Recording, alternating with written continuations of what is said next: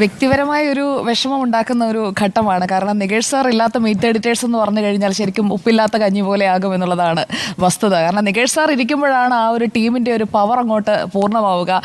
അതിപ്പോൾ of air പറയുന്ന കാര്യങ്ങൾ ഓൺ എയർ അതേപോലെ തന്നെ പറയാനുള്ള ഒരു സ്വാതന്ത്ര്യം നികേഷ് സാർ തന്നതുകൊണ്ടാണ് മീറ്റ് എഡിറ്റേഴ്സിൽ എനിക്ക് പെർഫോം ചെയ്യാൻ പറ്റിയിട്ടുള്ളത്. അപ്പോൾ എൻ്റെ ഒരു വിഷമം അതാണ്. നികേഷ് വലിയ ശത്രുതയിലാണ് സാർ എനിക്കൊരു ഗുരുവാണ്. യഥാർത്ഥത്തിൽ ഞാൻ ജേർണലിസ്റ്റിലേക്ക്, അതായത് വിഷ്വൽ മീഡിയയിലേക്ക്, മാധ്യമപ്രവർത്തനം എന്നുള്ളത് എൻ്റെ ചെറുപ്പം തൊട്ടുള്ള ആഗ്രഹമാണെങ്കിലും വിഷ്വൽ മീഡിയയിലേക്ക് ഞാൻ വരാനുള്ള കാരണം എം വി നികേഷ് കുമാർ എന്ന് പറയുന്ന തീപ്പൊരി റിപ്പോർട്ടറാണ്. അപ്പോൾ ഏഷ്യാനെറ്റ് കാലം മുതലുള്ള ആ തീപ്പൊരി റിപ്പോർട്ടർ 2003 ഇന്ത്യ വിഷൻ എന്ന് പറയുന്ന സ്ഥാപനം ഉണ്ടാക്കിയത് കൊണ്ട് മാത്രമാണ് ഞാൻ വിഷ്വൽ മീഡിയയിലേക്ക് വന്നത്. ജേർണലിസം എൻ്റെ ഒരു പാഷനായിരുന്നു. പക്ഷേ വിഷ്വൽ മീഡിയയിലേക്ക് വരാനും റിപ്പോർട്ടിങ്ങും അതുപോലെ തന്നെ ആങ്കറിങ്ങും ഒക്കെ ഇത്രയും ഒരു ഇഷ്ടത്തോടെ അതേ സമീപിക്കാനും എന്നെ ഏറ്റവും കൂടുതൽ പ്രോത്സാഹിപ്പിച്ചിട്ടൊരാൾ എം വി നികേഷ് കുമാറാണ്. അങ്ങനെ എൻ്റെ ഒരു ഗുരുവാണ്. അപ്പോൾ അദ്ദേഹത്തിൽ നിന്നാണ് ഈ എനർജിയോട് കൂടി രാവിലെ മുതൽ വൈകിട്ട് വരെ നിന്നാലും തുടക്കവും ഒടുക്കവും ഒരേ എനർജിയിൽ വേണം എന്നുള്ളൊരു പാഠം ഞാൻ പഠിച്ചത് നികേഷ് സാറിൽ നിന്നാണ്. അപ്പോൾ അത് പ്രേക്ഷകരോട് കൂടെ ഞാൻ പറയുകയാണ്. അപ്പോൾ നികേഷ് സാർ എന്ന് പറയുന്നത്, നികേഷ് സാർ ഇപ്പോൾ മീറ്റ് എഡിറ്റേഴ്സിലൊക്കെ എന്നെ ചീത്തയൊക്കെ പറയും, ദേഷ്യപ്പെടുകയൊക്കെ ചെയ്യും. പക്ഷേ അതൊക്കെ എത്രയൊക്കെ പറഞ്ഞു കഴിഞ്ഞാലും അതൊരു ഗുരു ശിക്ഷയോട് പറയുന്നത് പോലെ ഞാൻ എടുത്തിട്ടുള്ളൂ, പ്രേക്ഷകരും അങ്ങനെ എടുത്തിട്ടുള്ളൂ എന്നാണ് ഞാൻ കരുതുന്നത്. പറയാം. അപ്പോൾ ശിഷ്യ ഗുരുവിനെ പറഞ്ഞത് ഗുരുവിന് വിഷമമായിട്ടുണ്ടെങ്കിൽ ഗുരു എന്നോട് ക്ഷമിക്കണം, ഗുരു ക്ഷമിക്കണമെന്ന് കൂടി ഞാൻ പറയുകയാണ്. അപ്പോൾ നികേഷ് സാറ് നമുക്കൊരു നഷ്ടമാണ്. അതായത് ഇവിടെ നിന്ന് പോകുന്നത് നമുക്കൊരു നഷ്ടം തന്നെയാണ് റിപ്പോർട്ടറിന്. അത് നമ്മൾ ഓപ്പണായി അഡ്മിറ്റ് ചെയ്യേണ്ട ഒരു കാര്യമാണ്. കാരണം ഈ ഒരു എഡിറ്റോറിയൽ ടീമിൻ്റെ ഒരു പൂർണ്ണത എന്ന് പറയുന്നത് നികേഷ് സാർ അതിൻ്റെ നായകത്വം വഹിക്കുമ്പോഴായിരുന്നു. ആ ഒരു പൂർണ്ണതയിൽ നിന്ന് നമുക്കൊരു കുറവ് വരികയാണ്. പക്ഷേ ഒരു തീപ്പൊരി നേതാവിനെ കേരള രാഷ്ട്രീയത്തിന് നമ്മൾ സംഭാവന ചെയ്യുകയാണ് എന്നുള്ളതാണ്. തീപ്പൊരി നേതാവിനെയാണ് ഞങ്ങൾ സംഭാവന ചെയ്തത്. ബാക്കി പാർട്ടി തീരുമാനിക്കട്ടെ. നല്ല ഒരു നേതാവായിരിക്കും, ഞങ്ങളുടെ ഓമന നേതാവേ എന്ന അണികൾ മുദ്രാവാക്യം വിളിക്കുന്ന ഒരു നേതാവായി അങ്ങ് ഞങ്ങളുടെ മുന്നിൽ ഉണ്ടാകണം എന്നുള്ളതാണ് എൻ്റെ ആഗ്രഹം. എല്ലാ ആശംസകളും. അത് നമ്മളെ പ്രേക്ഷകർക്ക് അറിയാൻ പറ്റുമായിരിക്കും. ഒരുപക്ഷെ കഴിഞ്ഞ നമ്മുടെ കൗണ്ടിങ് ഡേയിൽ ആറ്റിങ്ങലിലെ ഫോട്ടോ ഫിനിഷ് വന്നപ്പോൾ വിജോയ് ഈ വിജോയ് എന്ന് പറഞ്ഞിട്ട് ഞാൻ നികേഷ് സാർ കണ്ടോണ്ടിരിക്കാം. നിങ്ങളൊക്കെ അത് മാറി മറിഞ്ഞൊക്കെ നിൽക്കുമ്പോഴും ഒരു 4:15 മുതൽ ഏകദേശം എനിക്ക് തോന്നുന്നു സൗണ്ട് വെള്ളമില്ല, ഇടയ്ക്ക് നാരങ്ങ വെള്ളം എന്തുകൊണ്ട് കൊടുക്കുന്നുണ്ട്, അതൊന്നും കുടിക്കാണ്ട് വിജോയ് എൻജോയ് എന്ന് പറഞ്ഞിട്ട് ഇങ്ങനെ ആ പ്രേക്ഷകരെ എടുത്ത് അതിൻ്റെ ആ ഫോട്ടോ ഫിനിഷിലെ ആ എനർജി, എന്തുമാത്രം എനർജിയാണ്.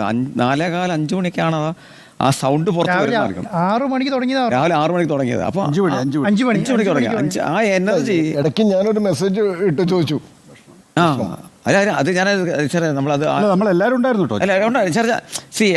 നമ്മൾ അത്രയും പവർ എനർജിയിലേക്ക് പറഞ്ഞ ആൾക്കാരെ കൂടെ നിർത്തുക എന്നാണ് ചെറിയ കാര്യമല്ല. അത് പ്രേക്ഷകർ അത് എൻജോയ് ചെയ്തു. ആ റിസൾട്ട് ഭയങ്കര ഫോട്ടോഗ്രാഫി നമ്മൾ അത് അടുത്ത് കണ്ടതാണ്. അത് പ്രേക്ഷകർ എൻജോയ് ചെയ്തിട്ടുണ്ട്. അപ്പം നമ്മൾ അതൊക്കെ നമ്മൾ കണ്ടു പഠിക്കേണ്ടത് മനസ്സിലാക്കേണ്ടത് നമുക്കൊരു ഫയറാണത്. ഇപ്പോഴും ഞാൻ പറയുന്നത് ഇപ്പോൾ ഇങ്ങനെ ഒരു പൊസിഷനിൽ നിന്ന് ഒരാൾ ഒരു മാധ്യമ സ്ഥാപനത്തിൽ അത്യാവശ്യം വാല്യൂ ഉള്ള ഒരു മാധ്യമ സ്ഥാപനത്തിൽ നിന്ന് ഒരാൾ മാറി വേറെ ഒന്നും അല്ലാത്തൊരു പ്രവർത്തനത്തിലേക്ക് പോകാൻ കാണിക്കുന്ന തൻ്റെ ഇടം ഉണ്ടല്ലോ, അത് അപ്രിഷ്യേറ്റ് ചെയ്യേണ്ടത് തൻ്റെ ഇടമാണ്. അത് നമുക്ക് അല്ലാതെ നമുക്ക് പറയാൻ പറ്റില്ല. ഐഡിയോളജി എല്ലാമാണ് എന്നെ സംബന്ധിച്ചിടത്തോളം. ആണ് കറക്റ്റ്. തീർച്ചയായിട്ടും. എല്ലാവിധ ആശംസകളും അല്ലേ. നമ്മുടെ ഉണ്ണി ബാലകൃഷ്ണൻ വഴിയിലാണ് ആലപ്പുഴ പോയതാണ്. ട്രാഫിക് ബ്ലോക്കുകാരൻ എത്താൻ പറ്റുന്നില്ല. ഉണ്ണി ഞാനും തമ്മിൽ റൂമിലുണ്ടോ? പിന്നെ ഡൽഹിയിലൊക്കെ ഒരേ ബെഡിലാണ് കിടന്നത്.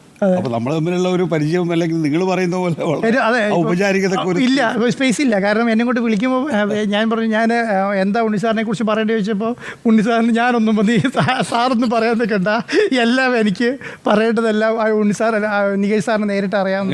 ബാച്ചിലർ കഥകൾ പറഞ്ഞു തന്നിട്ടുണ്ട്. രാത്രി കാലങ്ങളിൽ നമ്മൾക്ക് ഏറ്റവും ബിസി ചെയ്യുന്നത് ഏതായിരിക്കും എന്നറിയോ? നമ്മുടെ 3 മണി എഡിറ്റോറിയൽ മീറ്റിംഗ് ആയിരിക്കും.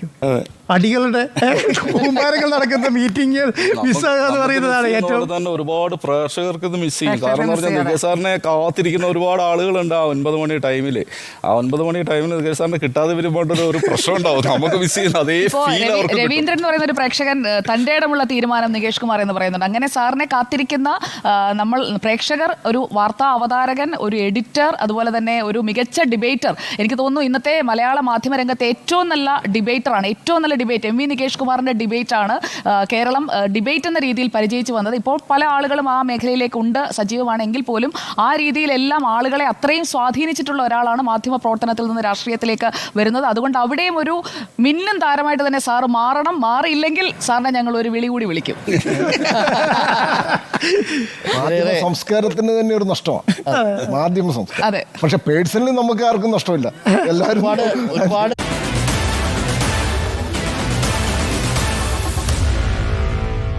Meet the editors.